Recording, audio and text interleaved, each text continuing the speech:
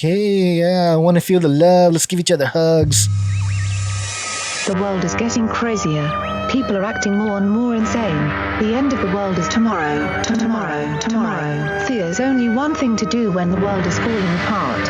Listen to Basil and Gonz as they discuss this week's news and events through the lens of Bible prophecy. You are listening to Canary Cry News Talk. You're listening to Canary Cry News Talk. Today is August 19th, 2020. This is episode 233. And today, Satanic Ritual Excuse. And you know me, I'm your best buddy Basil. And this is Gonz. Welcome to another live streamed podcast episode where we're trying to stay not on fire.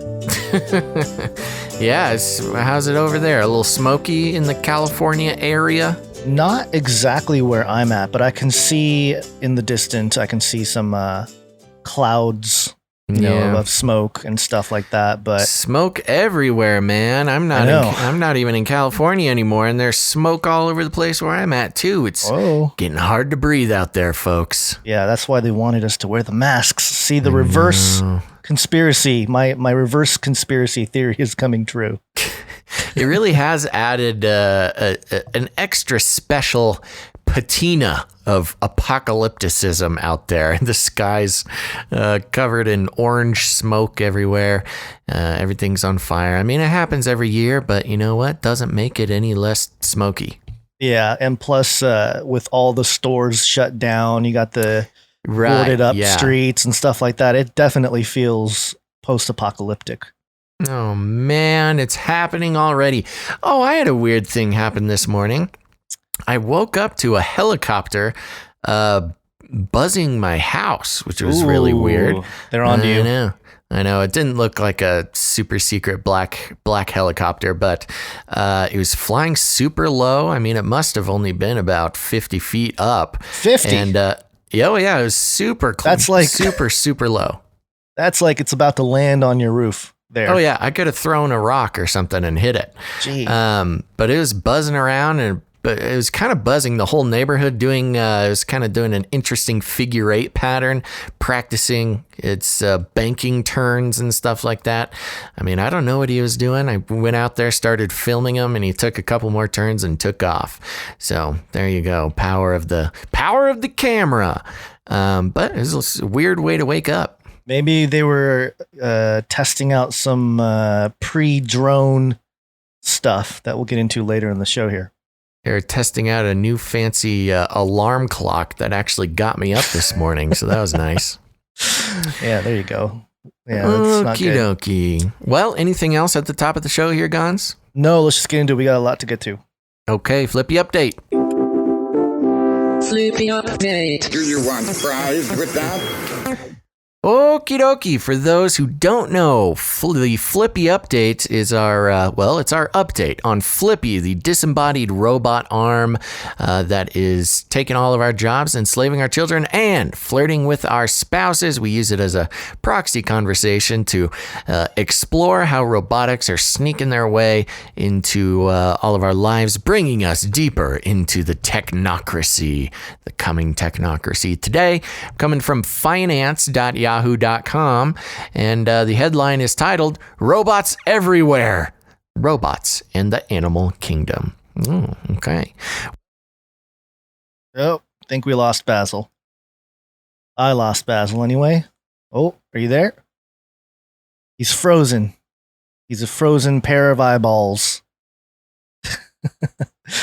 Of course this is going to happen. I don't think we've had a stream in the last 2-3 weeks where something doesn't happen. The helicopter got him. All right, so he's calling me back. Let me see if I can.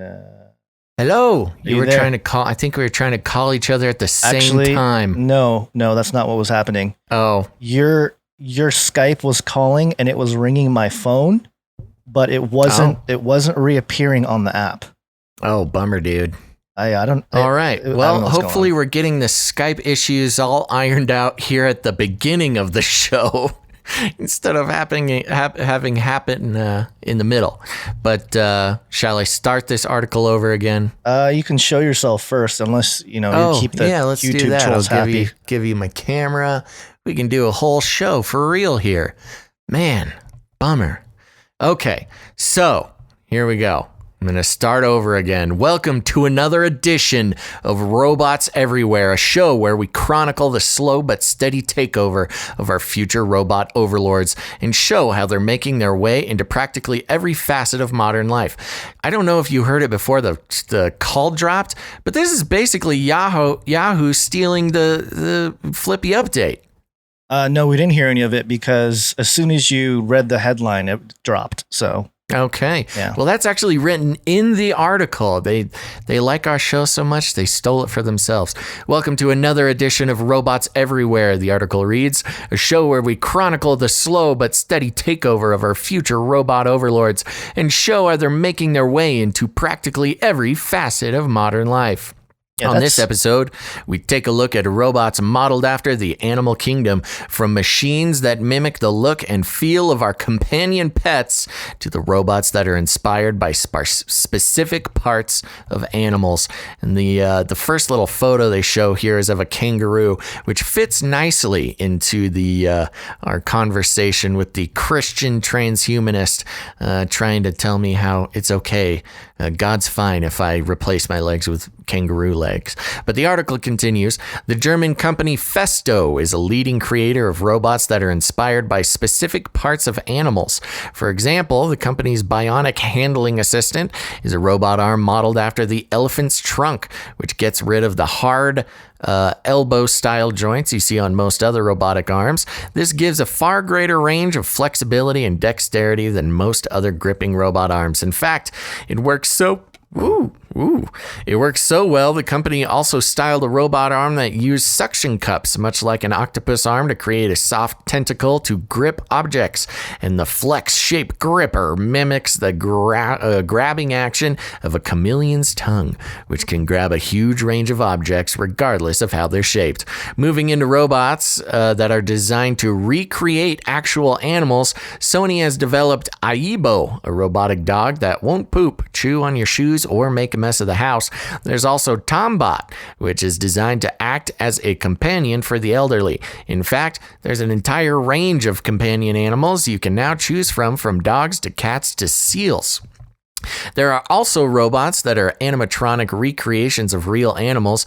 These are used in movies, TV shows, theme parks, and even as research tools in the wild. Scientists have been able to use robot gorillas, dogs, tortoises to study animals in their own environment and get a close-up footage of animals in the wild. Finally, we have robots that are based on animals but not meant to fully look like the animals they're based on, such as the famous dog-like Spot robot from Boston Dynamics, which can do everything from walking downstairs to dancing to Bruno Mars. This category of animal robot also includes MIT's Cheetah Bot, an ostrich-like walker robot from Agility Robotics, and an amazing kangaroo robot from Festo. While the robotic animal kingdom isn't quite as diverse as the real animal kingdom, utilizing the looks and movements of the animal kingdom has spurred some major and exciting advances in robotics and will continue to do so into the future. So, what we have here is a movement to replace all animals with robots. Did you ever, I'm gonna take a wild guess and say that you have not played Horizon, the game that came out, I think, in 2018. No, but I remember you talking about it. Oh yeah, it's a fun one where all the you're kind of this cave woman and with a bow and arrow and stuff, and you fight robot dinosaurs. And the way things are going on in the world today, it would not surprise me if there's just a little friendly robot kangaroo hopping down the street, living its best life. But you can't eat those, so that's not going to help us in the apocalypse. I'm going to call out Todd Werkhoven, who's the author of this article, and say that they must be listeners of Canary Cry Radio and Canary Cry News Talk, because that's what I'm saying. That first line is pretty close to exactly what you say about Flippy. No, it's like taken straight from my intro to the Flippy update. Yeah, and catching on, man. I'm a tastemaker. For anybody who, there's a lot of people that always wonder, like, who's this guy, Basil? Especially if you haven't seen or listened to Canary Cry Radio or News Talk. But I do have a quick clip because back in, this is a clip of ourselves, which is, I know it's weird, but back on June 30th, 2015, over 5 years ago, that's crazy to think about, on episode 95 of Canary Cry Radio, you, Basil, stated this. I think this is part of what we're trying to do. Sorry, I have it all super fast. Let me slow it down real quick. Wow. I know, I was trying to find it, and so here we go. Part of what we're trying to do is sort of get your idea of what these limits are. I mean, of course, changing your hair color and getting some robot abs, I'm all about that. But when it comes good. Crashing. to exactly what you're saying, the image of God, when we are already made in the image of God, how far is too far, and what steps outside the boundaries of that, and what are the boundaries of that? And I'm really not trying to build a straw man here, but I want to ask the legitimate question: what if I want kangaroo legs, like actual hairy kangaroo legs and a tail? Okay, we'll just stop it there. Not quite robot kangaroo legs, but pretty close, That's robots, transhumanism, and this idea of kangaroos. And you can go listen to that. We'll have links in the description of canarycrynewstalk.com. What episode was that? What was that guy's name? It sounded 95. like I had a cold that episode. Yeah, you were probably in your garage freezing. Christian transhumanism with Reverend Dr. Bennick. And he is Christopher Bennick. He's a reverend that's kind of pro transhumanism, which is a really weird thing. So we had the conversation, and we were like, "Dude, what's your deal? what's your situation there?" And you know what's crazy is he was actually featured on the Daily Show before it got super political, and they kind of made fun of him. Like, "Oh, so you're like, you think we're gonna like be, or the robot's gonna like be God or something?" And they made a whole piece out of it, and he was dead serious.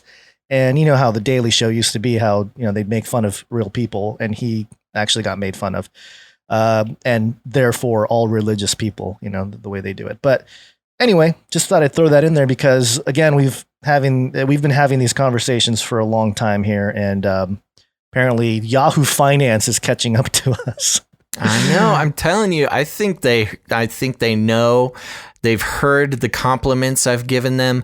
They listen to the show, and they're getting some good ideas. I gotta say that. Yahoo, if you're listening, send me an email, man. Send Basil your check. Okay, so we got a bunch of updates we're gonna run through here. We interrupt this broadcast to give you a brief update. By the end of this timely interruption, you will be thoroughly updated. Welcome to Chinese News!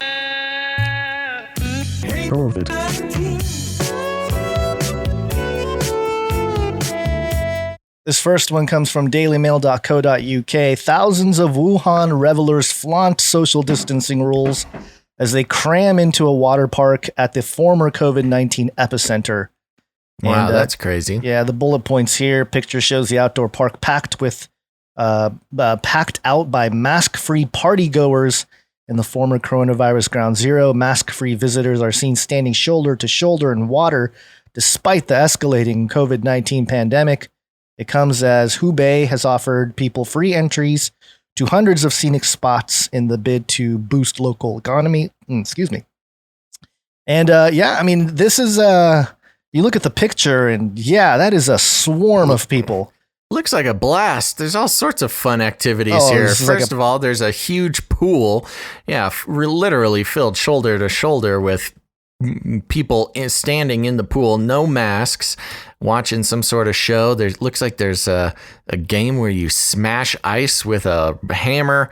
There's a watermelon pool game, all sorts of fun stuff. But this is pretty wild. I mean, Wuhan being the epicenter of the entire coronavirus. And, you hear all the time from mask obsessed people that, other countries, China and other Asian countries, they wear masks all the time. It's no big deal. Why can't we do it? Well, what the heck? Nobody's wearing a mask in this giant there's got to be 1,000 people in this pool. You know, one of the things that I don't know why it hasn't caught on in America, and maybe it will, but well, maybe they've done stuff like this before. But whoa, Rona cough. It's getting me. You better get checked. That's what they zapped into you from the helicopter. They Rona'd you. Must be. It's all this smoke, man. I know. Giant concerts in front of a pool. It makes sense, especially in like the heat of the summer. Yeah. Instead in Woodstock they had mud, but just something different. But yeah, people from storming the stage. That's true. Yeah. But if they do storm the stage, they'll get electrocuted. That's a good point. There's another picture here of this guy. He's on one of those water, those water packs that you can kind of float over. And he's got sparks flying. Yeah, the jet packs, you mean? The jet packs, yeah. The sort of jet pack, water-powered jet pack thing. Yeah, I mean, this is pretty insane. I don't know. This is bad optics or good optics, whatever it is. I'm browsing this article to see if they have any explanation to why this is okay. Well, because it's the Wuhan.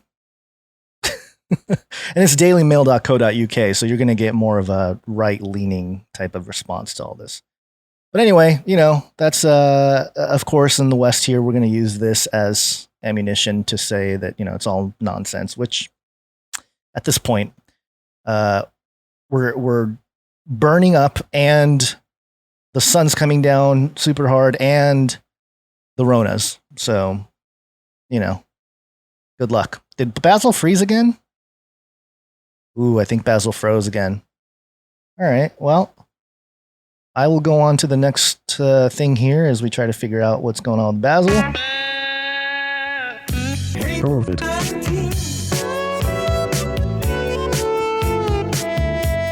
He probably doesn't even realize that he's frozen. This is medium.com. What the D614G mutation means for COVID-19 spread, fatality, treatment, and vaccine. And this went around. I don't know why it was being reshared recently, but are you back? Nope. Totally lost him. Okay. He'll probably come back in a moment here. But there's another mutation. Oh, he wants me to call him. Yeah, this is really annoying. I know. Well, there we go. That's what we get for trying to do a show. Calling the... Oh, it's because we're talking about China, probably. Kangaroos in China, they don't like that. This whole pool party thing, no mask pool party, is quite the civil disobedience here. The protests are taking another form over there in China. Oh, yeah, different level. Yeah, I already moved on, but good point. Okay, all right. Maybe video of Basil's just really ticking off somebody over at YouTube. Yeah, they're somewhere. Like, I hate these googly eyes. Yeah. Well, we can't see him now. So, there you are.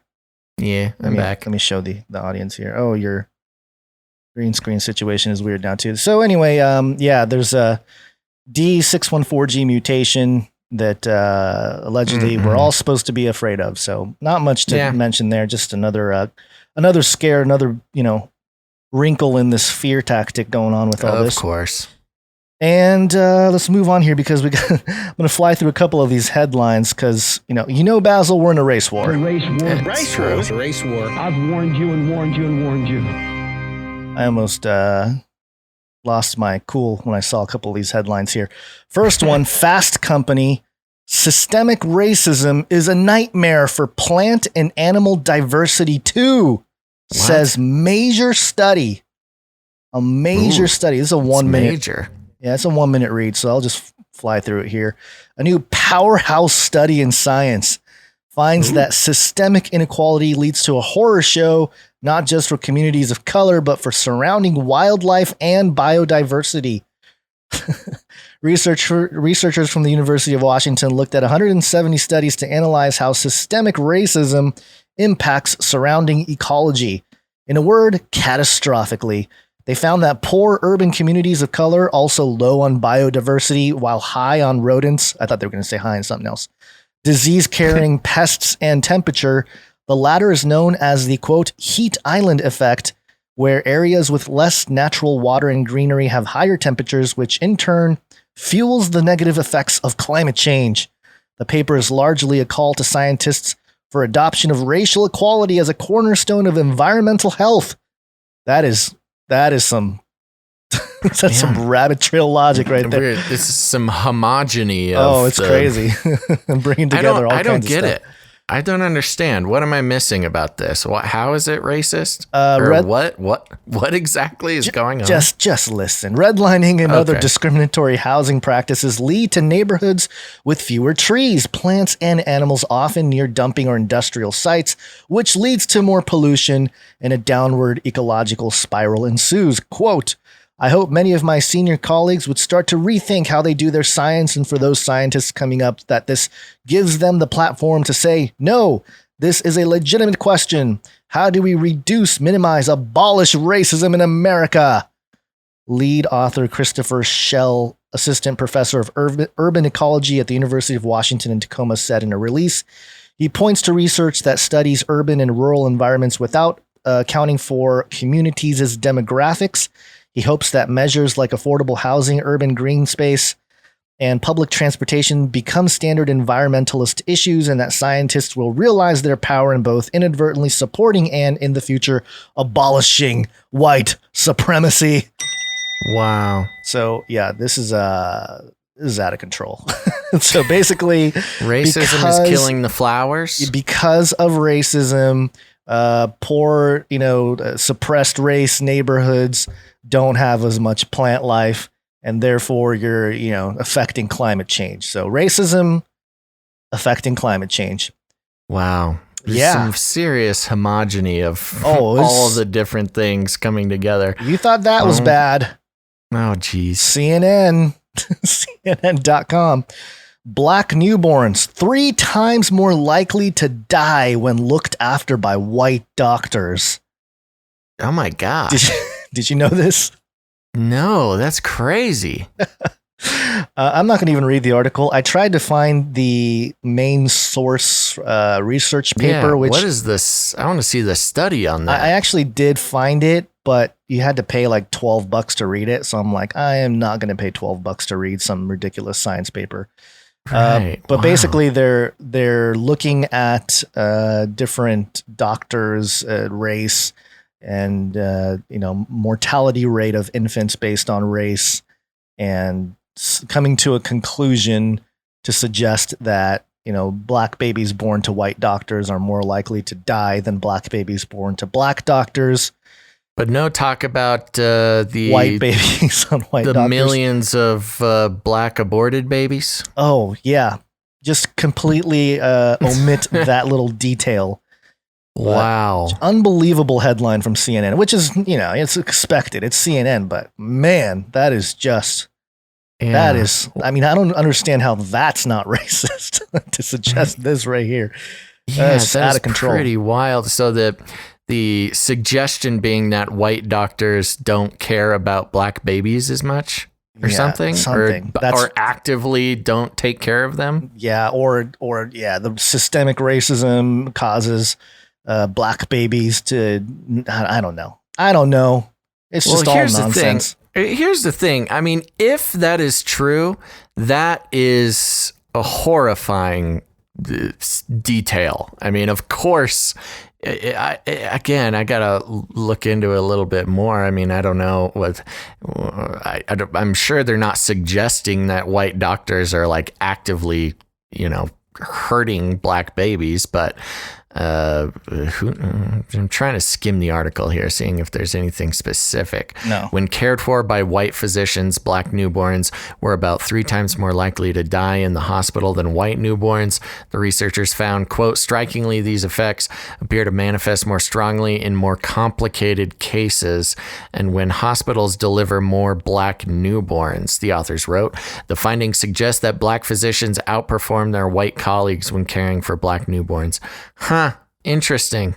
Wow. The authors did not speculate about the reason behind the trend. Oh, good. They're not speculating. Great. But wrote, taken with this work, it gives a warrant for hospitals and other care organizations to invest in efforts to reduce such biases and explore their connection to institutional racism.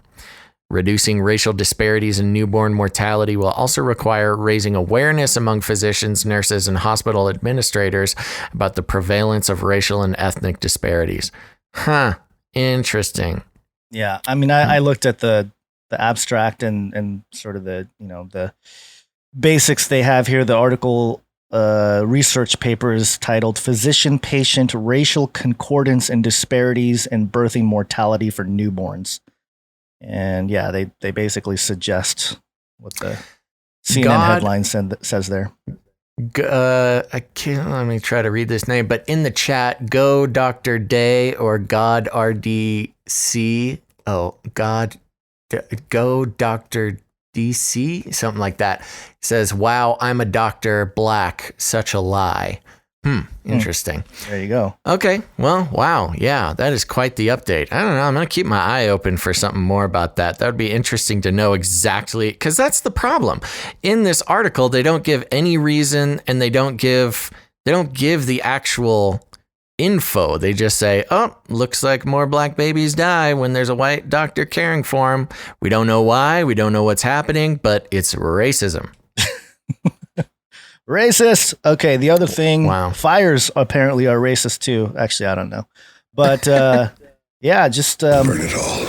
Just burn it all. And I have this little time-lapse footage, which happens to be 33 seconds long here. Oh, classic. Yeah, it's a video. They call it Lightning Complex. And basically, it's the fire coming out of the South Bay area. And you see how it's just a huge flame cloud of smoke. Pretty wild, all the fires going on. And of course, again, like you mentioned at the top here, we always have fires every year in California.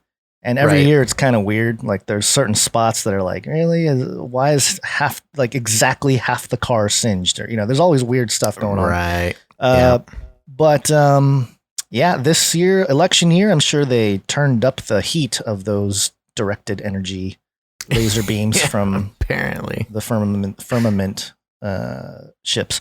But anyway, let's get to the main stuff here because we still have a lot to get to here. So sounds good. Let's start out with wow. So this one was an article sent to me on the Facebook Canary Cry community, and I want to thank Dee for sending that over, and hit me with that jingle. He's a Satanist from one of the Satanist churches here where they sacrifice babies And what do they do with those babies? and melt those babies into candles. Satanists. So horrible. The horrible people. This is an interesting thing. So if you're talking to normies, especially ones who are pro-choice, self-identify as pro-choice here, you can bring up like, hey, this abortion thing really hateful comments. has some like satanic things going on. And of course, I'm not even getting into the satanic ritual abuse and the history of human sacrifice and babies being used for that. But if you bring up in a regular conversation, abortion connected with Satanism at all, they'll just look at you like a nutcase. But here you go. This will dispel. This is a good little article to have in your quiver when you're having these conversations. And again, remember, you can go to canarycrynewstalk.com, get all the show notes, get all the links to the articles. If nothing else, just save them, archive them, because a lot of these things are going to be good to have around when you're having conversations.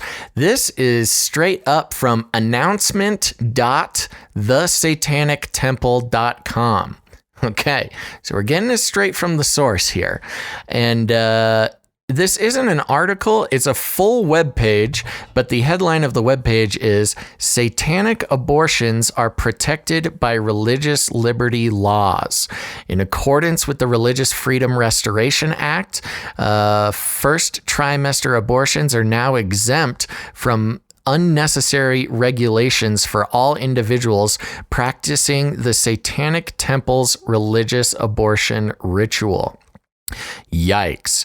And then we'll go down. What is the satanic abortion ritual? The satanic abortion ritual provides spiritual comfort and affirms bodily autonomy, self-worth, and freedom from coercive forces with the affirmation of TST, the Satanic Temple's 7 tenets. The ritual is not intended to convince a person to have an abortion. Instead, it sanctifies the abortion process by instilling confidence and protecting bodily rights when undergoing the safe and scientific procedure. What protections does the Satanic abortion ritual provide? Religious freedom ensures Satanists have access to safe abortions that are free from unwarranted state interference. Examples of requirements that cannot be enforced on Satanists are, so in this whole back and forth from the pro-life or pro-choice, conversation, there's come out to be, a couple of points. If you're trying to if someone's trying to get an abortion, there's a couple little things that are required before you do so, and that's including mandatory waiting periods, the requirement that the practitioners withhold certain medical information, not sure exactly what that is, compulsory counseling prior to the abortion, required reading materials, medically unnecessary sonograms, mandatory listening to the fetal heartbeat, compulsory burial or cremation of fetal remains, which is a disturbing one, being, you gotta, bury the little human or cremate or something, do something with the remains. But with this, the ritual, the satanic ritual, religious freedoms, you can just sell it to Planned Parenthood, or let's Planned Parenthood sell it for you for scientific purposes or whatever. Next headline is, how does one perform the satanic abortion ritual? Now, I'm going to mention this before, and then we can go into it a little bit after, where, one of the big things about Satanism, and this, I've been taught this my whole life in the church, is that it's not even necessarily all about worshiping Satan, the entity, as a god or as a deity. Right. That's theistic Satanism. There's like a right nuance there. Satanism is more of the worship of self, right, rather than it is the being Satan. So here we go. How does one perform the satanic abortion ritual? For surgical abortions, prior to receiving any anesthetic or sedation, look at your reflection to be reminded of your personhood and your responsibility to yourself. Focus on your intent. Take deep breaths and make yourself comfortable. When you are ready, say the 3rd tenet and 5th tenet aloud. You may now undergo the surgery. After the surgery is completed and any anesthetic has worn off, return to your reflection and recite your personal affirmation. Feel doubts dissipating and your confidence growing as you have just undertaken a decision that affirms your autonomy and free will. The religious abortion ritual is now complete. Oh my gosh. Yikes. I know, there's really not even much more to say about this, but we'll get into it in a second. The next one is for medical abortions. So there's surgical abortions and there's medical abortions. Immediately before taking the medication to terminate your pregnancy, look at your reflection to be reminded of your personhood and responsibility to yourself. Focus on your intent. Take deep breaths and make yourself comfortable. When ready, read the 3rd tenet aloud to begin the ritual. After swallowing the medications, take another deep breath and recite the 5th tenet. After you have passed the embryo, return to your reflection and recite the personal affirmation. Feel doubts dissipating and your confidence growing as you have just undertaken a decision that affirms your man, I don't know what's going on. Oh, you still there? No, we lost him. Okay, let me mute him. He was reading the end of this little affirmation thing, which basically completes the religious abortion ritual. And so it mentions here what the tenets are. It was talking about tenet 3 and tenet 5. I'll just mention it here as a quote. Tenet 3, one's body is inviolable, subject to one's own will alone. And tenet 5, beliefs should conform. Oh, you there? Nope, not there. Beliefs should conform to one's best scientific understanding of the world. One should take care never to distort scientific facts to fit one's beliefs. Oh, my goodness. This is really I annoying. know, this is crazy. Bad day for the connections.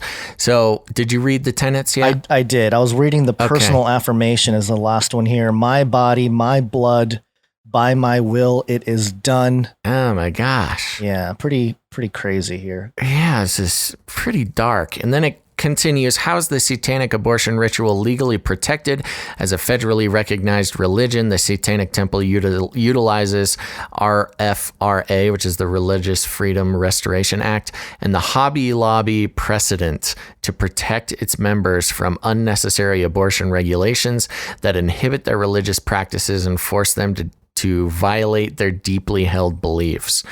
And then it goes into the laws and stuff like that.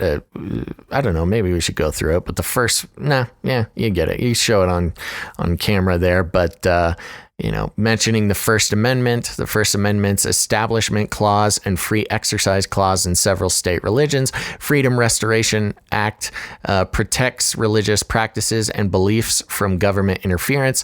State laws, this is the law. State laws governing abortions commonly serve no medical purpose and do not result in better health outcomes. Therefore, they unlawfully hinder access to the satanic abortion ritual. Next steps, we have no plans or intent to sue a clinic for not respecting our rights unless they defy a court order demanding that they honor our exemption request, etc., etc. Yeah, so there you go. Then there's a whole frequently asked questions area there, but I think we've heard enough. Let me give you my video here. There we go.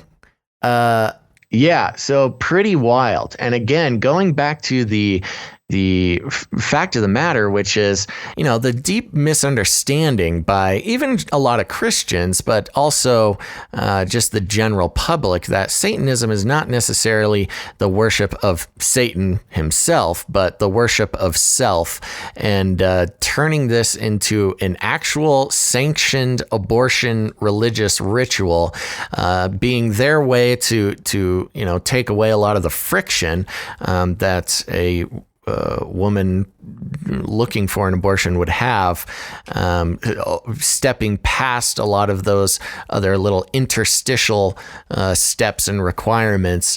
Oh man, it is just pretty brutal. What do you think? Well, there's a little section here at the bottom that says, why does the Satanic Temple support reproductive rights? And it says the mission of the Satanic Temple is to encourage benevolence and empathy, which is kind of like, all right, what's benevolent and empathetic about killing babies? Reject tyrannical authority. All right, okay. Advocate practical common sense. Ironically, there's not much common sense to murdering babies, and especially in this ritualistic manner. Oppose injustice, except for those of the not born or the not born yet, and undertake noble pursuits, which allegedly abortion in this ritualistic manner is a noble pursuit. And then there's a little thing that says thyself is thy master. Yeah. And well, and that's the big draw to the Satanic Temple today, is that, you're not necessarily worshiping Satan, you're worshiping yourself. And, this expresses itself in so many ways throughout society in general. But now you have an actual, federally recognized religion, which you get to take advantage of those religious laws, which is, a stated purpose of the Satanic Temple. They have a big problem with federally recognized religions and religious rites and things like that. And so, they sort of try to use the system to either protest or show what they think is unacceptable or ridiculous about religious protections. And so, yeah, there you go. So, I mean, it's not even a conspiracy theory. It's not even a weird, fringy belief that about satanic abortion rituals. It's actually stated right here on the website,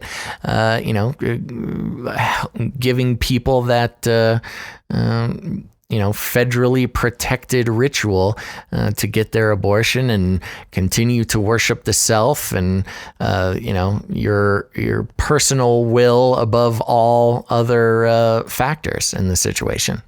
Yeah, and it's really interesting, too, because throughout this document, website, whatever, they have the pentagram, 5-pointed star, and they have, like the horns, like the Baphomet type of horns there. And they have the female reproductive parts kind of overlaid as a sort of symbolic, satanic thing there. I don't know, man. This whole thing is very creepy. I'm looking at the links and stuff, and I'm like, this has got to be some kind of joke, but apparently not. Apparently it really does come straight from announcement.thesatanictemple.com. And of course, you don't have to go too far into the Bible to notice that God's not really into, baby killing. I mean, there are some stuff about the firstborn and things, but in general, you look at Leviticus 18:21, talking about not offering your children to Molech. Deuteronomy 18:10, talking about not putting your sons or daughters through fire using divination, stuff like that. And I would say all of this falls under that category. So and very of course, sad. Yeah, it really is. I don't even really know what else to say. Like, part of me wants to get angry on the show and go on a tirade, but there's really not much more to say than they already say. And then, of course, all over the webpage, there's buttons for support reproductive rights, enter raffle to support reproductive rights. Oh my gosh, enter the raffle on the satanic abortion ritual website. What do you win? Do you win like a free abortion or something? That's a great question. Then another support reproductive rights. And of course, it's all under the category of reproductive rights rather than the more sinister aspects of abortion and satanic rituals in general. When you enter the raffle here, what's the prize for the raffle? Support TST's battle to protect reproductive rights. We're raising $100,000 to mobilize legal operations in order to protect religious abortions from unwarranted government interference. Donate the minimum specified amount for the levels. And of course, the automatic level is $66, one-time donation.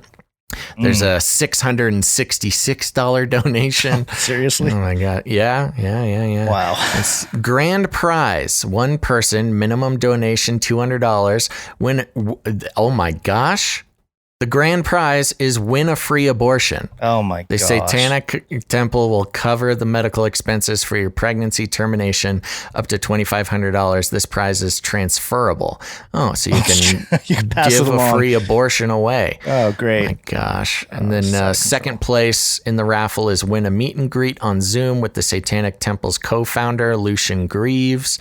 Third place, win a signed Baphomet sketch by Lucian Greaves. Fourth place, win a Satanic Temple t-shirt. Oh, fun. Fifth place, win a religious abortion kit consisting of a TST compact mirror and a ritual instruction sheet. Sixth place, win a Thyself is Thy Master bracelet. Seventh place, win a Thyself is Thy Master bracelet. Okay. So fifth and sixth place, sixth and seventh, you get your bracelet there. Spread the word. Oh my gosh. So there you go, man. Wow. This is wild. Yeah. We went through some of the examples of requirements that cannot be enforced on Satanists. And it's interesting because all of them might, give the person deciding to claim that they're masters of their own universe or whatever, that what they're doing is actually killing a child.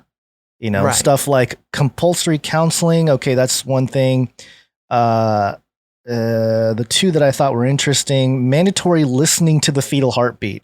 Like, oh, you can't force a Satanist to listen to the heartbeat of the baby inside your body because you might change your mind about, this wonderful thing you're doing for yourself. Or the compulsory burial or cremation of fetal remains, because, of course, you're not killing a human. You're practicing your rights as a Satanist. Right. And of course, it's all referred to as, a fetus or an embryo, because you have to do that. Because if you don't refer to it as a fetus or an embryo, then you're forced to say baby, and nobody wants to do that. So you have to play mental gymnastics with yourself just to justify it. I mean, this link, and again, we'll have the link in the description of canarycrynewstalk.com. But this link is definitely something you can share with any of your LibJo friends or whatever who are like, pro-choice, people have the right to do, and just be like, hey, Satanists think the same thing, and they're using the same logic. And so, the thing that's sad is they're going to embrace that too. They'll be like, well, Satanists want to do it. Great. They're being logical, Right. Yeah. Just like Margaret Sanger. We should invite fewer people to be born. And that's what this is about. Goodness gracious. All right. Well, there you go. There you go. This is I would be interested. I'm going to share this with some normies friends of mine and see what they think about it. Yeah. Give us, all of you out there, producers out there, if you want to do something, contribute content to the show, share this with your pro-choice friends and family and see what they think and report back to us. Even if the children are born, some of the arguments I've always heard from pro-choice people are like, why would you bring a child into the world if you can't take care of them? And, you're going to bring him into an abusive family situation. Sure. Lord forbid that their parents are QAnon followers. Q the miserable, Q the desperate. What must I do to convince you people? You're right, Q. Before you go into this, we just do want to make a comment. This is going to be disparaging to QAnon people. This is not us trying to disparage QAnon people. This is an article because we keep, we want to keep an eye on what's going on. We're not claiming that all Q people are, related to this article. This is just what's floating around out there. Yeah. And it's important for you for even if you are a Q person, which that's totally fine. Like I said, I'm happy Q exists. But there you go. So just before people are triggered and think that we're Q bashing. More Basil freezing seems to be a theme of this show here. As I try to get him back, I'm going to go ahead and read this article. And again, this is a Daily Beast article, so obviously it's going to be slanted in a particular direction. Headline, QAnon promotes pedo ring conspiracy theories. Now they're stealing kids. Wow. Okay, so let's see what they say here. QAnon conspiracy theorist Alpalas Slyman pushed his Honda Odyssey past 110 miles per hour while his 5 children screamed in the back of the minivan and police officers from 2 states pursued him down the highway. Quote, Donald Trump, I need a miracle or something, Slyman, a 29-year-old Boston man, said during his June 11th chase across Massachusetts and New Hampshire in remarks captured on a live stream. Why does he always want me to call him? That's weird. This is getting annoying, huh? I know. I'm just not going to mention it. We're just going to keep moving. Okay. QAnon help me. QAnon help me. It's not clear what set off the police chase, but Slyman appears to have been convinced by QAnon theories that the government was out to kidnap his children, which is interesting because, anyway, let's keep going. Inspired by videos he had watched online, Slyman warned his children during the chase that the police were coming to abduct them or maybe just shoot them in a staged killing. In return, they begged him to pull over. His daughter even tried to grab the wheel of the minivan and drive it off the road after he accused her and his wife, who had dived out of the vehicle at the start of the chase, of being agents of the nefarious cabal that QAnon believers say controls the world. Quote, "They want to make us crazy," Slyman said. "But I'm not crazy. My wife and my daughter were a part of it." Desperate, Slyman's daughter told her father she was working for the mythical cabal in a failed attempt to scare him into stopping the minivan. Then Slyman told his children, who ranged from 8 months to 13 years old, about the QAnon belief that a video of Hillary Clinton and aide Huma Abedin eating children's brains was discovered on Anthony Weiner's laptop. Days earlier, Slyman had watched a video pushing exactly that claim on a YouTube channel operated by Timothy Charles Holmseth, a QAnon promoter who claims to work for a secretive government agency called the Pentagon Pedophile Task Force. There is no pedophile or Pentagon Pedophile Task Force, but there is a but there in the middle of the high-speed chase, Slyman spouted that baseless claim to his children anyway. "Hillary's demonic," Slyman said. "I know about Hillary cutting open a 10-year-old and Huma Abedin." New Hampshire police blew out Slyman's tires, but he kept going. The chase only ended when Slyman crashed into a police cruiser, then drove his minivan into a tree. Slyman was arrested and now faces 3 felony counts in New Hampshire. His 5 children were unharmed. Thank God. At first glance, Slyman appears to be just the latest loony loner allegedly driven to crime by QAnon, a list that already includes an armed man who blocked a bridge near the Hoover Dam with an armored truck in a terrorist incident, and 2 alleged murderers. But the video of Slyman viewed before his police chase came from a more specific, organized campaign. In short, QAnon has upped its game. No longer content to promulgate nutjob conspiracy theories about famous politicians and government officials who kill and eat children, a group of QAnon believers are now actively encouraging parents estranged from their children to steal those children back from Child Protective Services, and the campaign is alarmingly successful. Police and court records have lately revealed a previously unreported clandestine network comprising QAnon conspiracy theorists, fringe legal figures who draw on far-right sovereign citizen dogma and tactics, and even Republican politicians and officials. This network has allegedly encouraged and inspired other QAnon believers, especially parents, to commit crimes, including kidnapping. While QAnon violence and other criminal acts have previously appeared to be the work of random lone wolf actors, this network suggests that QAnon lawbreaking has now moved into a new, more sophisticated phase. Heretofore, QAnon believers have positioned themselves as the defenders of children everywhere against a phantom cabal. Really? A phantom cabal, eh? But this QAnon organization, which aligns itself with a shadowy group called the Children's Crusade and a bizarre legal service company called E-Clause, increasingly places children themselves at risk, often by targeting parents who have lost custody of their children or fear they will.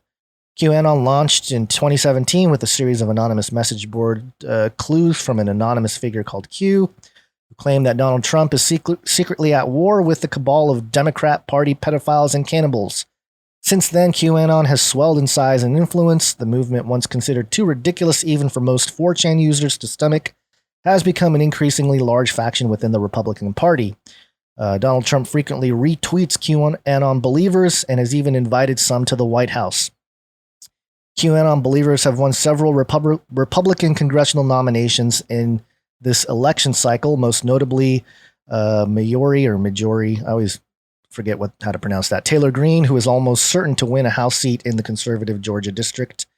But even as it edges into the mainstream, QAnon has allegedly inspired a series of violent crimes, including the murder of a reputed mafia boss. The FBI calls QAnon a potential source of domestic terrorism. We covered that in the last episode. It is hard to say what precisely QAnon believes or stands for.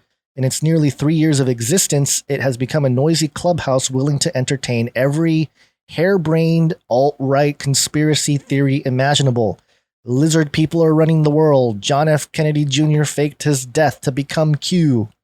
But one of QAnon's most explosive and successful allegations has been that Hollywood celebrities and top Democrats sexually abuse and torture children, often to drain adrenochrome, a substance QAnon believers claim keeps the powerful alive. An echo of the Pizzagate conspiracy theory, which inspired a shooting and attempt to arson attack at a Washington pizzeria.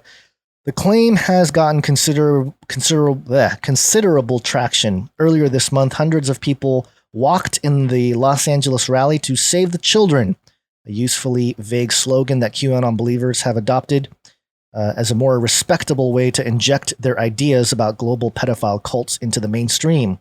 No one has seized on these vaporous conspiracy theories about government and elite sex trafficking more than the set fringe activists and legal cranks orbiting around Timothy Charles Holmseth, a 52-year-old Minnesota YouTube personality Al Pellis Slyman watched just days before he piled his family into the minivan.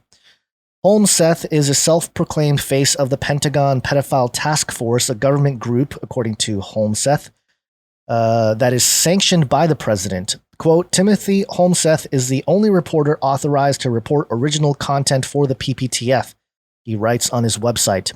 There is one man between Timothy Holmseth and President Trump. The Defense Department spokesperson confirmed to the Daily Beast that there is no such thing as the Pentagon Pedophile Task Force. Still, Holmseth's profile grew this spring when he became the leading source for viral claims that tens of thousands of abused mole children had been rescued from underground prisons underneath New York City. Even as the claims circulated on social media, none of the supposed mole children or their parents ever appeared. There's not one of them out there who said, yeah, we're glad our child is rescued from this giant underground war, said Craig Sawyer, a former Navy SEAL and anti-sex trafficking activist who has also been targeted by Holmseth with baseless sex trafficking allegations. Craig Sawyer, by the way, made that film. Oh gosh, we promoted it, or at least I mentioned it in a previous episode. I'm totally forgetting the name of it, but basically he's actually out there catching people who, try to solicit underage sex partners. Holmseth, who drives a car with Q written on the windows, has kept up his video and writing output, even though he's currently a fugitive himself, wanted on an arrest warrant for violating a restraining order. He continues to make his slanderous video uploads, often shot within his car.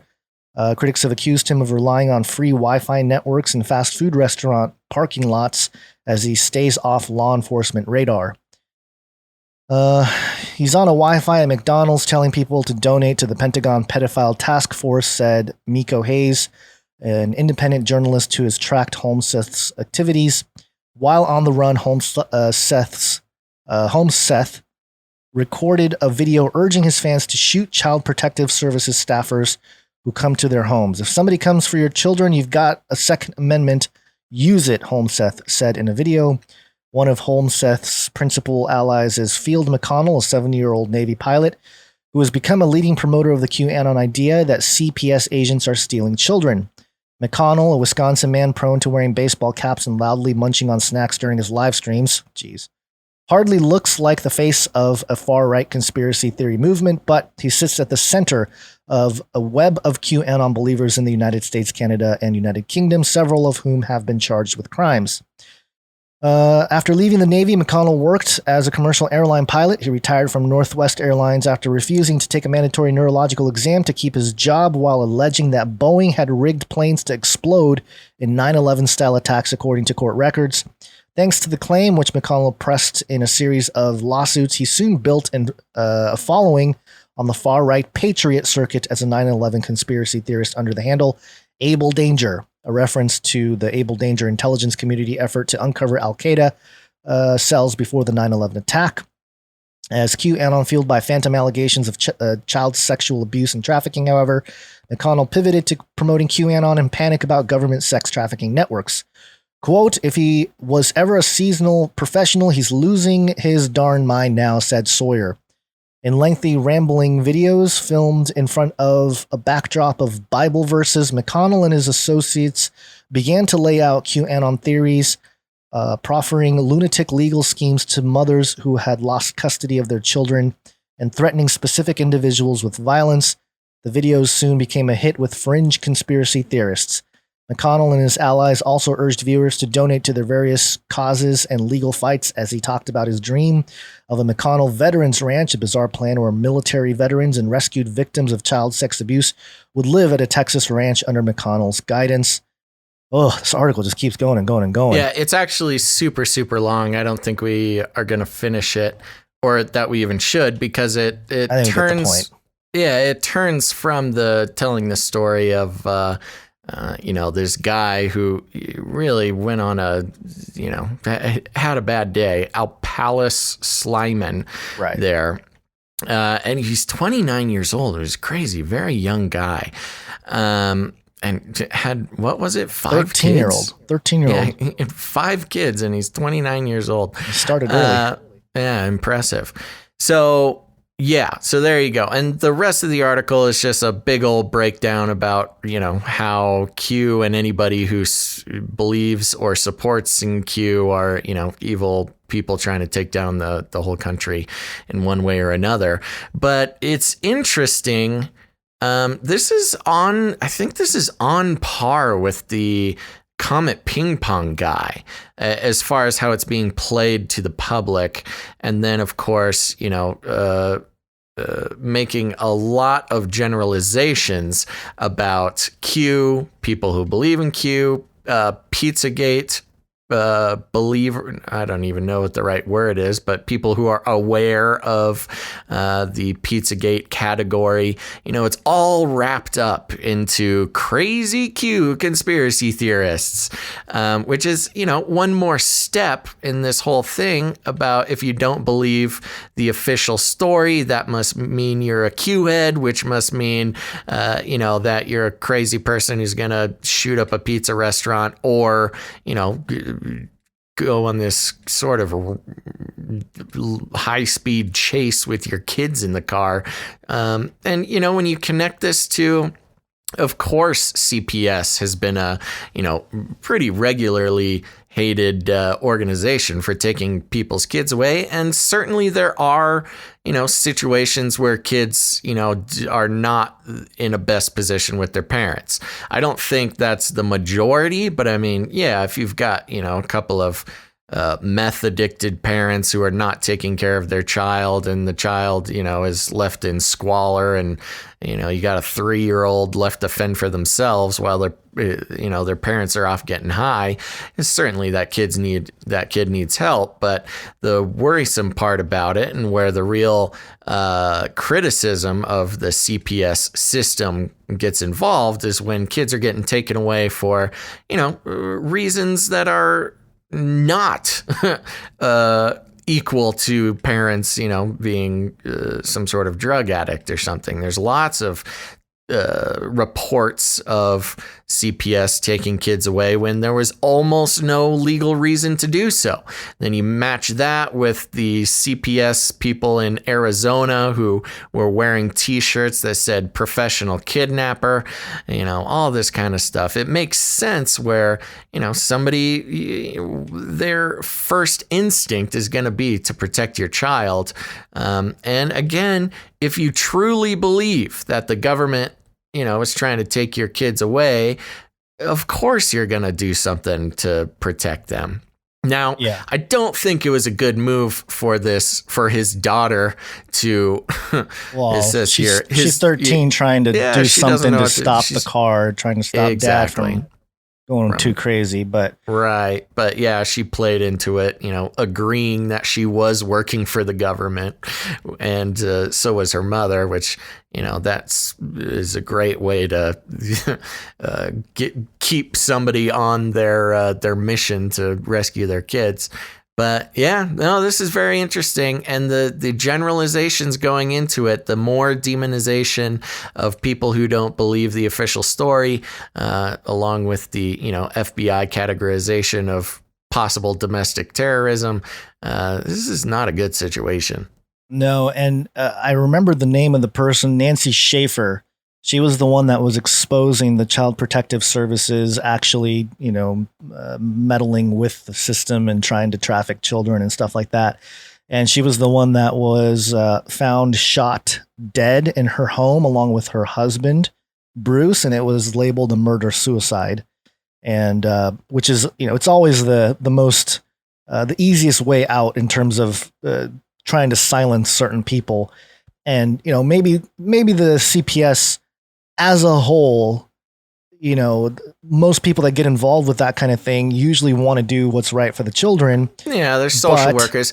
And that's what I was trying to say. I'm not sure. I mean, obviously, there's some issues with CPS and tied up with, the child trafficking situation. Yeah. But I'm not going to say that every kid needs to stay with their parents for whatever reason. There certainly are situations where kids need to be taken out of a bad situation, but there's a lot of room for what is the word I'm looking for? A lot of room for funny business going on there. Yeah. And also, we reported a story a few weeks ago about wasn't it a CPS group that like put baby thief or whatever on their shirts? Professional kidnapper, and thought it was funny. So yeah, there's a lot to be criticized there in general anyway. But I think when you have these types of, and this whole idea here of this, these people they profiled, I'd never heard of these guys. The video of these pedophile task force thing. I mean, these seem like Q adjacent type of stuff. Like it's not exactly QAnon posts or the majority of Q followers. These are people who took advantage of the movement and started their own sort of eccentric type of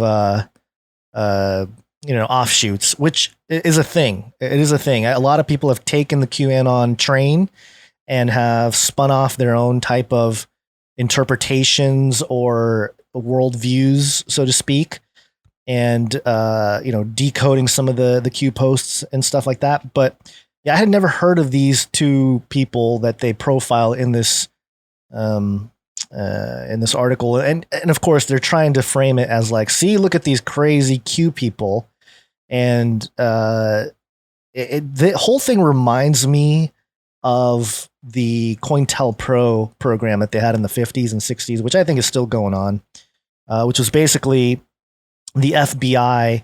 It was a counterintelligence program where they infiltrated certain groups that were against the United States government. And, they try to neutralize those organizations from within instead of a direct head-on type of confrontation. And so they bring in people that could discredit the whole group. And we, our thesis has been that it's going to be, this type of thing will be used to discredit anybody. And, they threw in the whole, he's reading, this other guy who had Bible verses in the background, just include that little detail in the article just to make the suggestion that all these people, these religious right, crazy people are all the same. They're all part of this wild fringe conspiracy theory situation where they believe all this nonsense about child trafficking.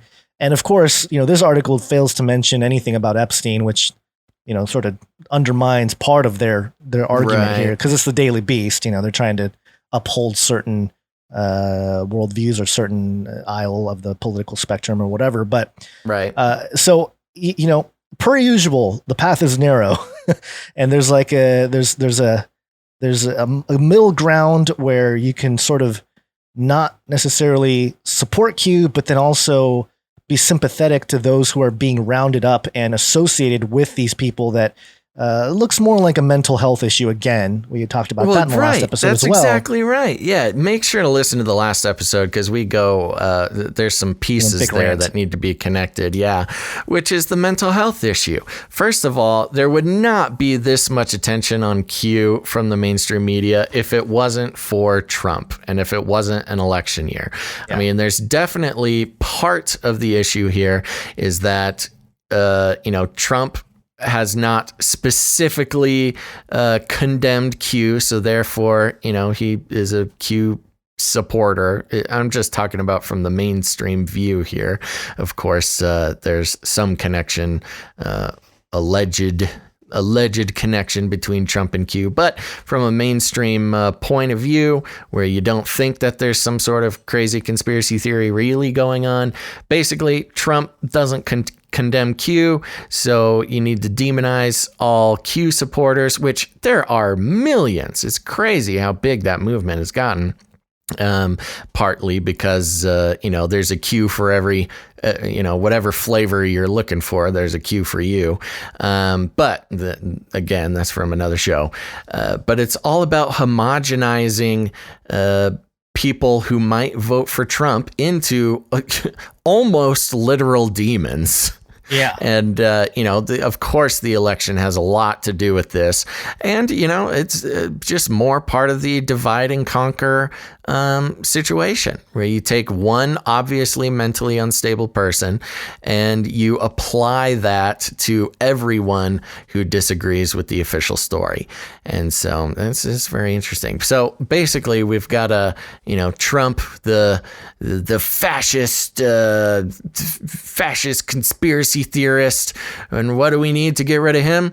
Well, we need Biden, a notorious segregationist, and Kamala Harris, the top cop, most corrupt legal entity in California. Who cares if both of those things go directly against the supposed democratic worldview? At least it's not Trump. Right. I had to text a LibJoe friend of mine. He's a liberal journalist, and I just texted him yesterday. I'm like, dude, please set me straight on this.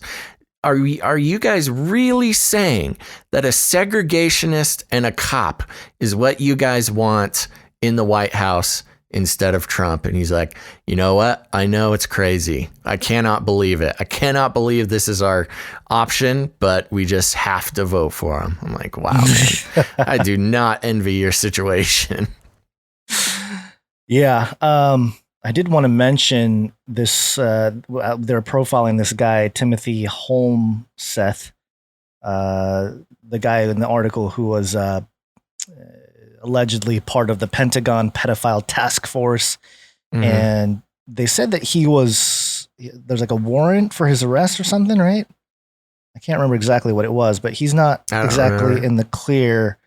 And it just makes me wonder if part of the reason why he's allowed, or they just haven't arrested him, mm-hmm. is to, maybe be this kind of disrupting infiltrator type of guy for the whole situation here. Because, if the people that are really doing this kind of thing, it would be very easy to be like, especially those that are in law enforcement and stuff like that, to be like, hey, we'll keep you free. You can live in your basement or whatever. We'll keep you free. We won't arrest you if you start this YouTube channel and you spin this stuff and blah, blah, blah. And it would just be very easy to do. We'll pay you a little money and boom, there you go. And you got traction. And now you're a disinfo agent, maintaining your quote unquote freedom, not having to go to jail. So I don't know, man, there's a lot of weird stuff going on here with this whole thing, but yeah, it's unfortunate about the family, the kids there, but it's, and this individual who, kind of flew off the handle with the whole situation.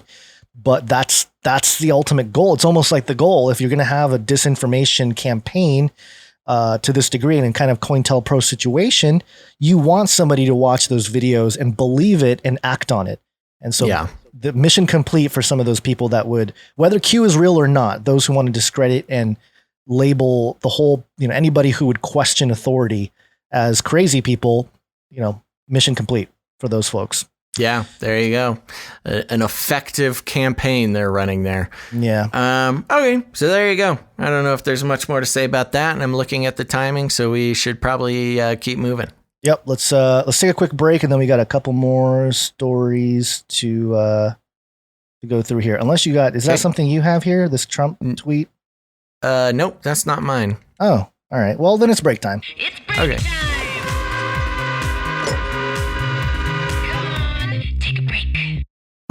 Okay, brothers and sisters, we're just going to take a really quick break, but do not go anywhere because after the break, we've got some AI, some artificial intelligence news in the military-industrial complex that is a little bit worrying and also kind of cool to watch. So stick around for that. We've also got a quick little New World Order COVID update. And then, of course, everybody's favorite, the Nephilim update at the end of the show there. But we want to take a quick second. Don't go anywhere. I want to thank some of our new Twitch followers for heading over to twitch.tv/Canary Cry Radio and following us there and watching the show live. So, Gons, you ready? Got your dinger ready? Yep. It's right here in my hand. Okay. First of all, thank you, Be Happies. Woo, Be Happies. Thank you very much. We got Reeves 787. We got Jay Goji. We got Tavika. We've got Elon's Musk 32. Thank you, Elon's Musk. Denchi Protogen 89. J Tribe. Flanked 1. That's right. And I think that's all of them for today. So thank you so much for following us over on Twitch. Really helps us out. And let's see next. Gons, you want to thank some producers? Yeah, let's do it. We got okay, good. A bunch of people. Not a bunch, a handful. No, it's short list today, but that's okay. It makes the break shorter, and we get to fit the show into the allotted time. So here's the thing, folks. If this is your first time, let me tell you what's going down. We run on the value for value model, which means we make the show. We do it a few times a week. We like to think we do a pretty good job. And if you find value in what we do, any value at all, you are presented with the opportunity to put some value back into the show. Nice little circular thing here. We put out some value. If you gain value from it, then you can help us keep going. And you're not just a donor when this is the case. You are a producer, because this is the real world. When you help pay for media to be created, you are a producer of that media. We don't believe in advertising, as you may have noticed, because we believe advertising and the treating of you, dear listener, as a commodity to turn around and sell to an advertising company is just it doesn't feel good. I don't like thinking of you guys as, cattle that I need to turn around and sell.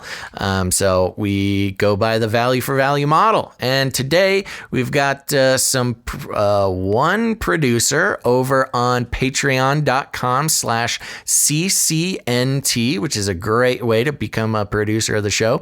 Patreon.com/CCNT, and we'll drop these links in the chat there for you if anybody's interested. And we got a new producer jumping on the 33 train, so that's very nice. Thank you for that. And this is Tricorp Tucker. Thank you very much, Tricorp Tucker. 33 years That's right. backwards, 33 years forwards. Whoa. Next, we've got another Patreon account over at patreon.com/Canary Cry Radio, another place you can become a producer of the show. Did we do this person last time? I don't think so. I think this was... I don't think so either. Okay, so we've got a new producer named Corey. Thank you very much, Corey, for the support. We can only keep doing the show if you guys keep producing the show. That's how this works. It's a team effort. This is not just us, wasting some afternoons just for nothing. This is a team effort between the producers and us, and we thank our producers very, very much. Next, here's the thing. A lot of people don't like Patreon. That's okay. There's some reasons not to like Patreon. So we have canarycryradio.com/support. canarycryradio.com/support. That's right. And over there, we've got some other options to help you become a producer of the show. We've got PayPal options that you can sign up on a monthly basis, or if commitment is just not your thing, you can give in a one-time amount of any amount you like. There's also some cryptocurrency options for our cool techie kids, all sorts of fun stuff, fun ways to become a producer of the show. Gons, did anybody come in over there at canarycryradio.com/support? Yes, and this thing is starting to trend even more here. This whole $33 thing, and it's out of control. The $33 donations. Yes, and but we're grateful. We're thankful for them. Cynthia coming in with $33. Woo! Thanks, Cynthia. Yeah. Okay. And, was that the only one there? That's the only one from okay. for the PayPal producers. And there are other ways to help support the show. You can send in jingles. You can send in music. We did have somebody send in a song, but I think there was something that they did a few years ago. So, what we're looking for is something along the lines of what you hear at the very end of the show, which is a show-specific song or sound jingle. We've got some very talented producers, some very talented musicians who listen to the show and want to contribute. And a lot of times they have a big library of music that they've made over the years, and that's totally cool. But what we're looking for music to play at the end of the show, if you got an old song, maybe it's a sort of like electronic music, maybe you're in a band or something. What we're looking for is something that relates to the show. So if you got, some old electronic music that you want to send in, really great song that was sent in, but try maybe picking some clips out of the show, or messing with our voices, sticking it in there. Something that's Canary Cry specific is what we're looking there for. So, and it just makes it fun. You get to take some clips, throw it in there. Do some fun stuff. Right. The other way to support the show as a producer is to send in art. One art, please. Huzzah. Yes, and we have a couple pieces to present. The first one, our prolific artist, Allie, has sent in The Wives Files, which is Basil's wives. Continues to be completely out of control, but Allie, very talented young listener and artist. Yes, so we've got sitting at a table, we've got Basil's baby mama, we've got Basil's real wife, and Basil's true love. I'm not even sure these are all different people in real life, but they are represented. And they've got little armbands with their numbers, 1, 2, and 3. And there's a cat sitting, Monty the cat sitting on the table, wearing his VR with a box next to him, says The Wives Files. And the kitty is saying, "Number 2, please pay attention." So the cats are giving job interviews, it looks like. I like there's a cat on the right of the image that's holding a pencil. That's my favorite cat in the drawing. So thank you, Allie. Don't know what he's writing on, but it's very impressive that he's got a pencil in his hand. So thank you, Allie. That's Gazelle Bonds in the chat for everybody watching live. And this is going to hit too.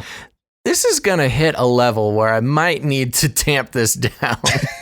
this whole thing. It's fun. It's fun. It's a fun time right now. But if this gets out of control, there might need to be some drastic actions. But thank you very much, Allie. Very talented as always. Thank you, Allie. And we also have another piece of art. This one's not just a drawing. This is physical art. This one's from Barbara. It's the Basil bot. And the Basil bot. Yeah, it's a picture of a little bot with googly eyes, and in the background is the show on the computer screen. So that's great. Yeah, it's like made out of Legos. They made a Basil bot out of Legos. Is it Legos? I don't know. Maybe it is. Legos or some Lego. No, that's definitely Legos. I recognize that. Oh yeah. Okay, the big giant blue piece on the bottom, and little hands, little flippy hands, little antenna on top. Very cute. I like that a lot. Who made that one? That was by Barbara. Barbara, great job. Great job, Barb.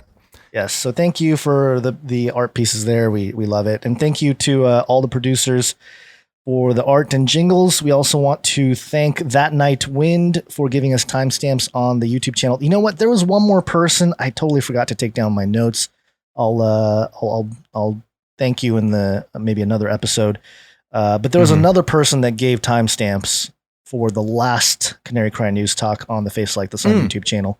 So thank you for all those people doing that. That really is helpful. And I try to pin those comments in the comment section of the YouTube channel so that you can skip to whatever story you want to get to and not have to listen to all the banter. Yeah, and that's actually super helpful because we cover a lot of topics in the show, and if somebody's sharing the video or just stumbling upon it, being able to look at those timestamps and skip around to whatever topic you want is very helpful for the show. So thank you, That Night Wind, and whoever that other person is, we will give you a shout out next show. Yes, and I think that's it for the producer section. We're pretty short on time, so we got to get through a couple of these stories. We'll zoom through a couple more. I think it's time to wake up, Gons. It is time to come on, soundboard. No, it's giving me the wheel. The wheel of death. Oh, here we go. Yes, it's wake up time. Hey, yo, wake up. Okay, time to wake up, folks. This was a fun one, and somebody sent me this on Facebook, and I apologize. I meant to give you a shout out on the show, and for some reason, your name is not here. So send me a little message. I'll give you a shout out next time. But this is at mindmatters.ai, Mind Matters News. And the article is titled DARPA has scheduled AI versus AI aerial dogfights for next week. Drone strikes have saved lives. Can we shoot them down if over our property? Drones.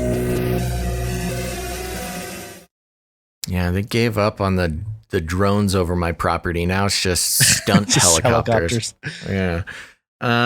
Okay, a round-robin tournament will select the AI that faces off against a human pilot on Thursday.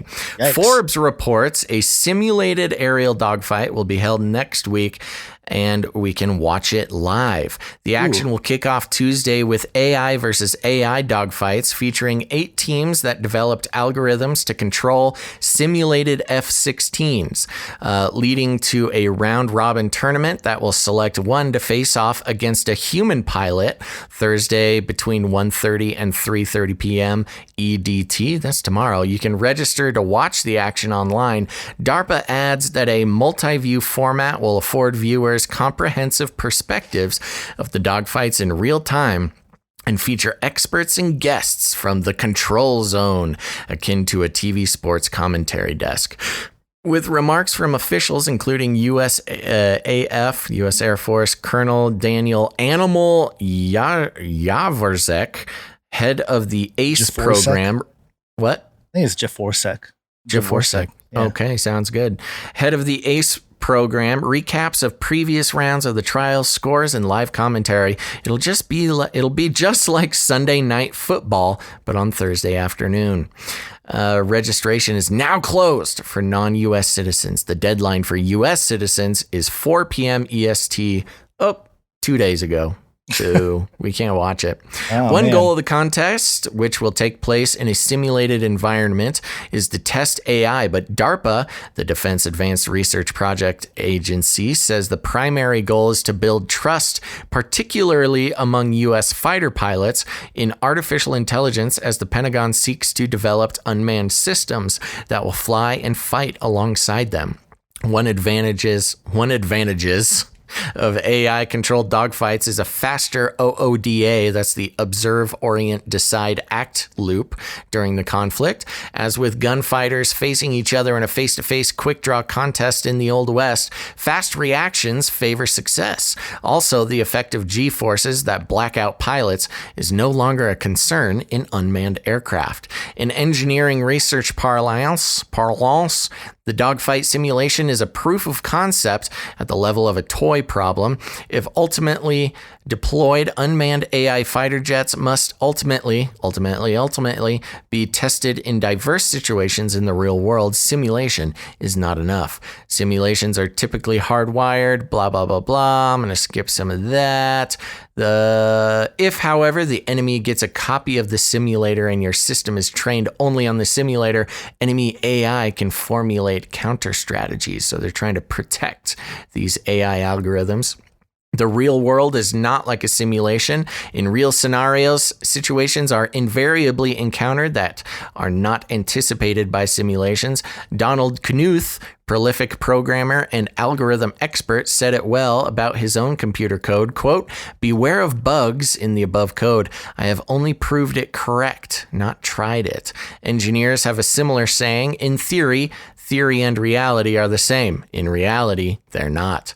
As the complexity of a system increases linearly, its contingencies increase exponentially. Blah, blah, blah. They're trying to manage our expectations, I think, about how the AI will perform.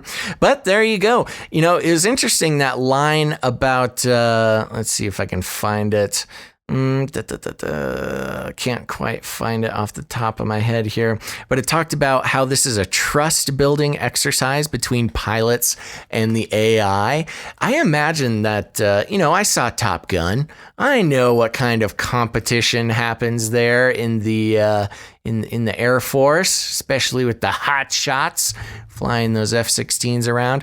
So I'm sure that F-16 pilots are pretty wary of AI pilots. So I thought it was interesting that this was a trust building exercise.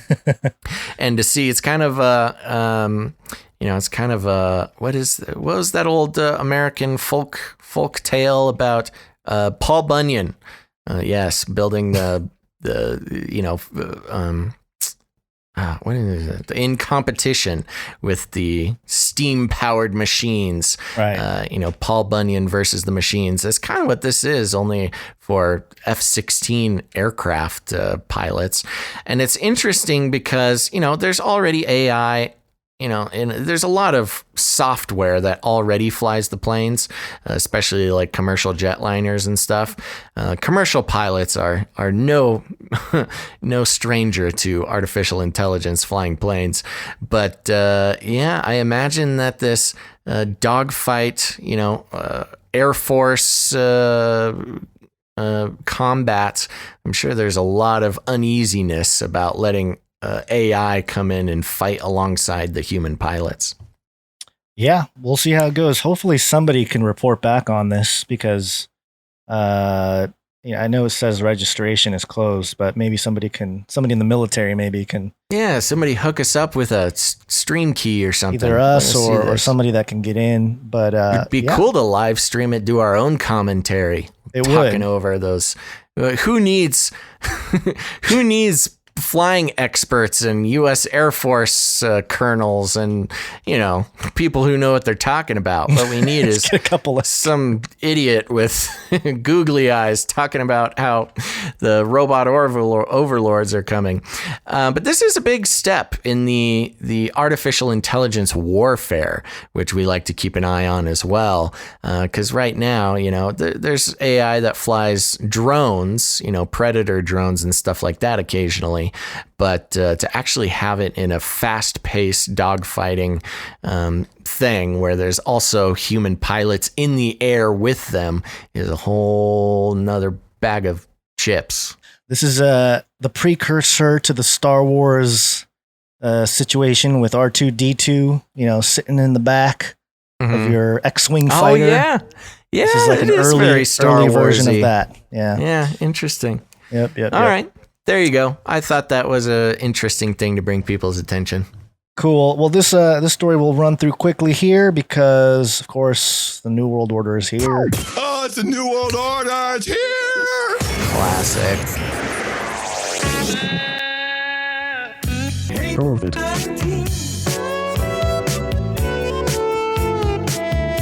LifeSiteNews.com. U.S. professor psychoactive pills should be covertly administered to ensure lockdown compliance. What? Oh, yeah. They're going to give everybody mushrooms, acid, so you're not so bored inside your house? Real quick, yes. Epony Blaze in the chat says they should do actual dog fights with the Boston Dynamics dogs. There's a good way to protect the animals. Yeah, very good. And then you got something else there? No, that's it. I just wanted to give a shout out to that person. Okay. In an article so shocking it at first reads like satire, an ethics professor at Western Michigan University advocates for the promotion of psychoactive morality pills in order to alter the behavior of those skeptical of lockdown regulations, suggesting that such drugs could be made compulsory or administered secretly via the water supply. Oh, not the water supply again. Leave our water alone. Jeez. I know. The article was published earlier this week in The Conversation, a news site focusing on content sourced from the academic and research community and supported by universities from around the world. The Conversation lists a number of UK universities as its founding partners. In the article, Parker Crutchfield argues that, quote, when someone chooses not to follow public health guidelines around the coronavirus, they're defecting from the public good, and that such defectors require chemical moral enhancements, substances. What? Moral enhancements? Yeah, substances to help them, quote, reason about what the right thing to do is. Oh my gosh. Is there no... Okay, this guy's like an ethics philosophy guy, but of course, let's undermine our own ethics of, freedom, of my body, my choice, all that stuff, and just, make them do right. This is wild. It's and so there's crazy. There's the whole thing of like, wow, I'm losing my voice. This smoke is really getting to me. There's a whole thing about like, okay, you give them psychedelics to get their morals from. Can we not get morals from anywhere else? Must we create a portal to another realm to let them find morals? You need them to see their true selves, Basil. We need to see who we really are. Yeah, of course, morals in this context is social distancing and not seeing other people and wearing a mask. Morals, the ethics according to the world elite. Quote, to me, it seems the problem of coronavirus defectors could be solved by moral enhancement like receiving a vaccine. Coronavirus defectors. I'm sorry. There's just so many little things. Okay, continue. I'll stop interrupting. Okay, moral enhancement like receiving a vaccine to beef up your immune system. Hasn't shown it does the direct opposite of that. Anyway, people could take a substance to boost their cooperative pro-social behavior. Could a psychoactive pill be the solution to the pandemic? Crutchfield writes, quote, it's a far-out proposal that's bound to be controversial, he concedes, but nevertheless is one Crutchfield believes, quote, is worth at least considering, given the importance of social cooperation in the struggle to get COVID-19 under control. Crutchfield says that, but one challenge is implementing such a system is that the defectors who need moral enhancement are also at least likely to sign up for it. They need moral enhancement. Oh my gosh. But of course, they're talking about Christians. Yeah. Quote, as some have argued, a solution would be to make moral enhancement compulsory or administer it secretly, perhaps via the water supply. These actions require weighing other values, he writes. No kidding. The chemicals mentioned by Crutchfield are Oxycontin and psilocybin. That is mushrooms, Basil. Wow, Oxycontin and psilocybin. That sounds like a pleasant afternoon. The active component of magic mushrooms, which he says may cause a person to be more empathetic and altruistic, more giving and generous. And interesting. Wow. Interesting. I was going to ask because they hadn't mentioned the exact chemicals they're talking about, because there was there's a push to put lithium in the water, which is a mood stabilizer and a docility agent. But this is a whole nother level. This is another level. And, I've mentioned it before on the YouTube channel. So, in college, before I was saved, before I was baptized, I did dabble in the magic mushrooms. So I know what it's like. Yeah. I got to tell you, I don't know that it enhances moral behavior. It might make you want to. Actually, this is bad. I think it would make you want to go outside more. Like be with nature and stuff. Yeah, right. I don't think it would be like. You don't want to be trapped in your house. That's the last thing you'd want. You want unless you want them to go crazy. But okay, anyway. Now, did you say OxyContin? Yeah, OxyContin. Okay. Yeah, somebody in the one. chat is trying to say we meant oxytocin. No, that's a hormone. No, it is oxytocin. It is. It says oxytocin? Oxytocin. Yeah. Oh, yeah. so that's okay. That's the loving hormone. The loving hormone. Yeah. Yeah. But so again, hormones and magic mushrooms. That's great. But still, these things don't promote a kind of social distancing. If anything, it would be like, taking down the barrier more. Like, hey, I want to feel the love. Let's give each other hugs. I could imagine the oxytocin, because you get oxytocin from hugging people and being around people you love and stuff like that. So maybe there's an oxytocin depletion by keeping people in their house.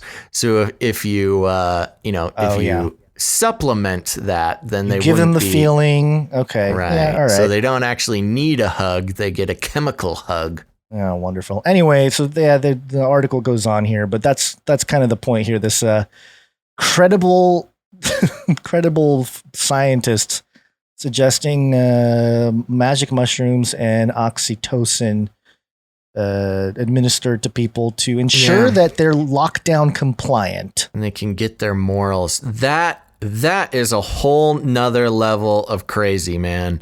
Holy smokes. I mean, it's bad enough, of course, with the fluoride and potentially lithium.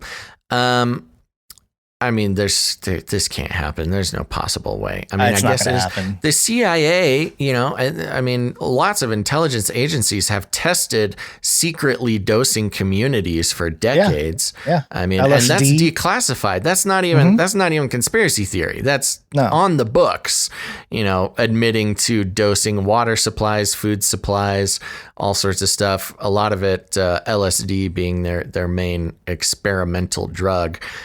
So, it's actually I wouldn't put it past them. They've been doing those experiments for at least a half a century. Yeah. Yeah. Well, they want to do it officially now. No point in hiding it now. Just let it all out. So there you go. We got one more story here, which is actually a Nephilim update. And this is a little deconstruction here, a little critique. And a little pet peeve of mine, BeliefNet.com.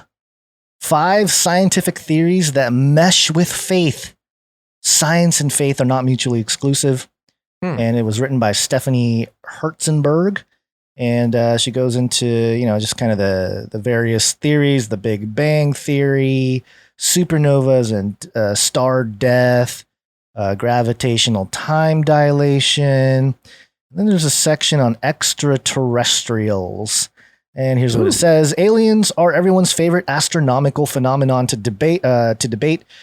If is there life on other planets, or is Earth truly unique? While there's currently no proof that humanity is not alone, the increasing number of Earth-like planets that have been discovered mean there are good odds that there is life somewhere else in the universe. Whether that life is intelligent or simply single-celled organisms that are the extraterrestrial equivalent of an amoeba is a different question entirely. Either way, however, the idea of alien life so captures human imaginations that many people have wondered if the existence of extraterrestrials could fit within current theological ideologies. The truth is, they would. Ooh. Nowhere in the book of Genesis does it say that there is no life anywhere other than Earth. Instead, it mentions another race of beings called the Nephilim. Ooh. And apocryphal versions of Genesis, which I thought was a weird way to mention that. Apocryphal versions of Genesis state that there were children that Eve tried to hide from God. God in turn sent these children away and separated them from their human parents. Weird. Could these have been the mothers and fathers of alien races? Oh. What? Okay. There's also the fact that extraterrestrial life does not have to be advanced or intelligent. These verses in Revelations, not Revelations, plural, it is singular, book of Revelation, and it's the revelation of Jesus Christ. So pet peeve, big time pet peeve. These verses in the book of Revelation sound a great deal like the fate of the earth when the sun expands and collapses. Perhaps alien life has begun on other planets and will truly take off once Earth is erased. It's not a very, anyway. Other religions are even more accepting of the idea of extraterrestrial life. Many indigenous and folk religions deal with gods, spirits, or star people who come from space. Some Eastern religions believe in multiple forms of sentient life, such as the hungry ghosts of Buddhism. These could be interpreted to be forms of alien life. So basically, she's pushing a one world religion as part of this whole possibility of pushing extraterrestrials and how you can meld faith and science. And of course, can't do that without mentioning the Nephilim. Nephilim update. Nephilim update. Nephilim update. Okie dokie. Well, thank you for that. That was a good one. It wasn't just a book somebody was writing. Fantastic. Yeah. I was I was looking at this and the about page, because I was like, what is beliefnet.com? And it says here about us, the most comprehensive online resource for inspiration and spirituality. And it says BeliefNet inspires you every day. Were you inspired, Basil? So inspired. So inspiring. They did it. So they did it. They did it. They inspired me to not read this blog. So there you go. There's your inspiration from them. All right. Well, I think that's a good time to get out of this show.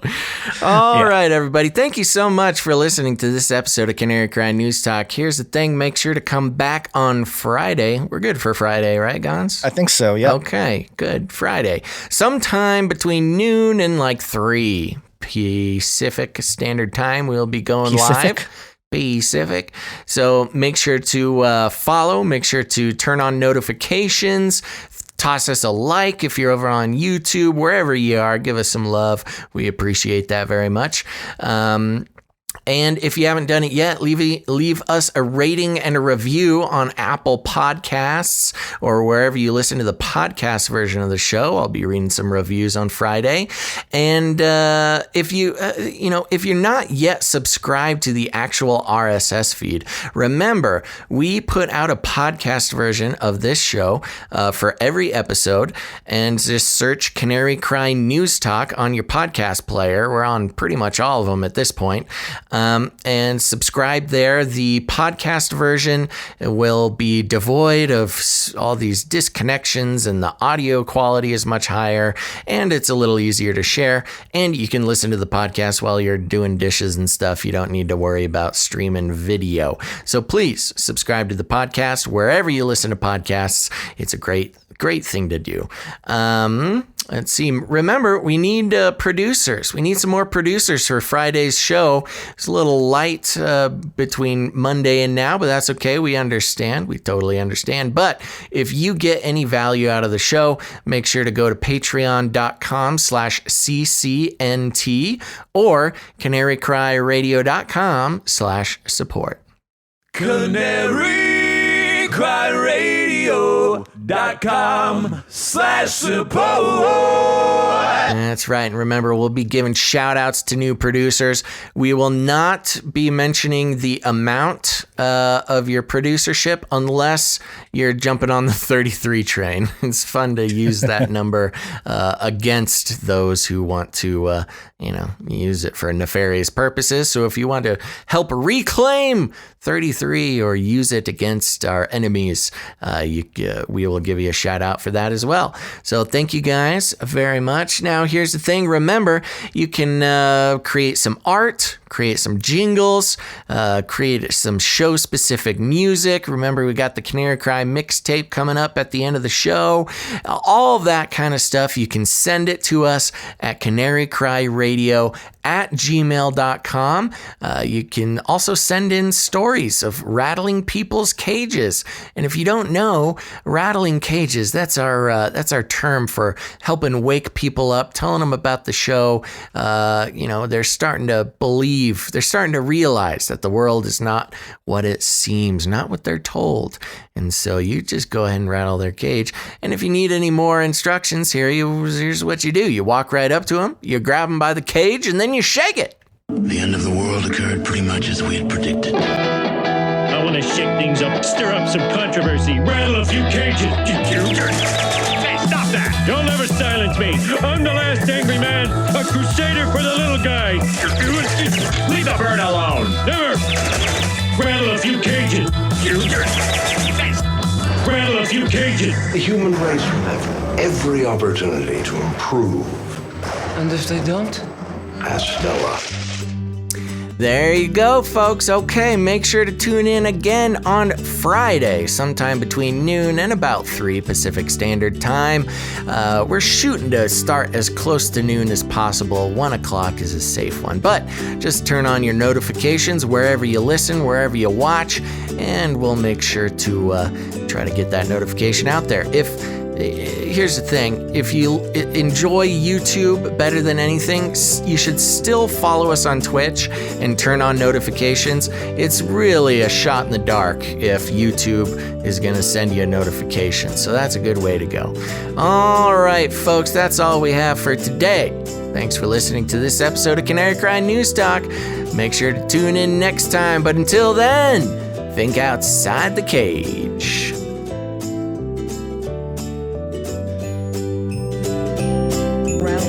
A little bit more. Canaries in a cage. It will kill. Aliens. Aliens.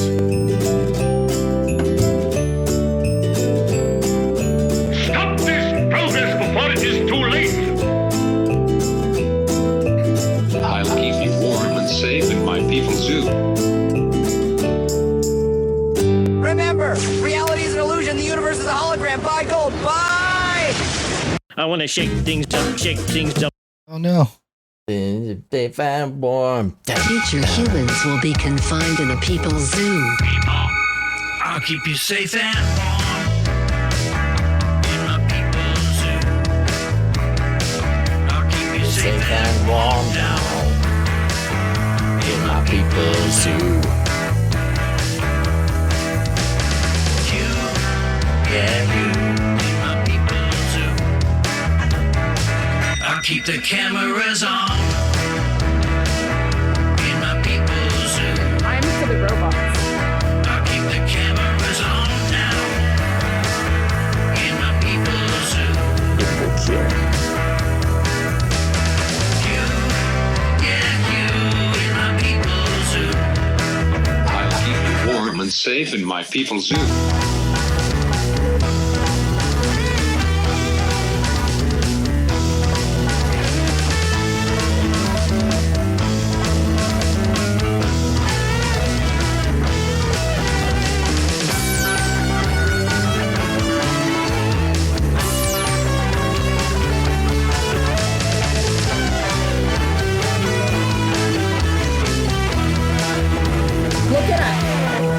I'll make you fat and sassy in my people's zoo. I'll make you fat and sassy in my people's zoo. You, yeah, you. You, yeah, you. You, yeah, you. In my people's zoo. I'll keep you warm and safe in my people's zoo. Rattle her cage a little bit more.